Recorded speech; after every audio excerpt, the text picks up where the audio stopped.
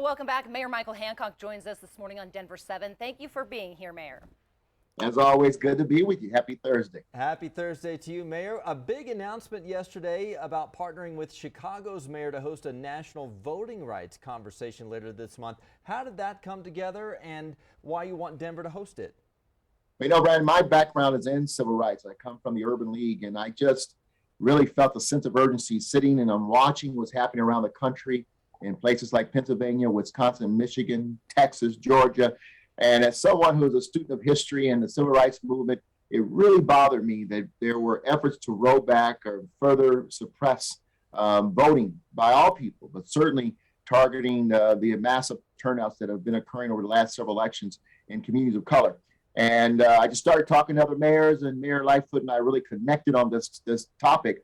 And I remember several years ago that Magic Johnson and I, the great Magic Johnson and I, had a conversation about the need to convene folks and have a conversation about what we're seeing so that we wouldn't just sit and allow it to happen. And so this came out of those conversations, said, you know, let's come to Denver, let's convene some folks who really care about this issue on both sides, make it nonpartisan, and let's talk about where America's going and what we can do to create a national strategy to kind of blunt these efforts around the country. Because what happens in Texas impacts us, what impacts what happens in Colorado. You know, as Dr. King said, a threat to justice anywhere is a threat to justice everywhere.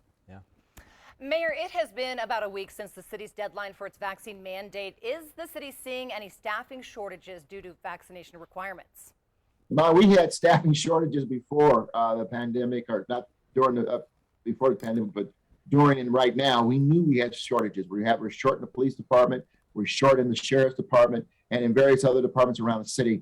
But this order was not about taking jobs. It was not about terminating folks. And it really was about protecting the health and safety of our workers and the customers who we come in contact with every day. And I am so grateful. I cannot speak enough about the city employees. Almost 99%, got vaccinated or received exemption as part of it. Just a small group of people got exemptions. I'm grateful and very, very proud to stand with city employees, my coworkers, in administering the services in the city, and they did the right thing.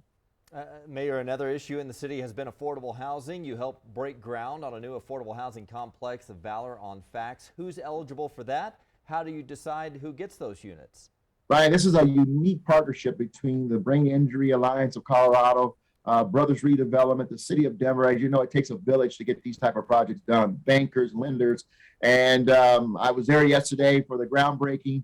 And so Brain Injury Alliance of Colorado will actually manage the project, and they will work with people who sustain brain injuries and who happen to be experiencing homelessness at the time. So 72 units is a great partnership, and yet just another step in our efforts to really help those who are most vulnerable in our city and who are experiencing homelessness. And we got more projects to come. I'm very excited about what's happening in Denver.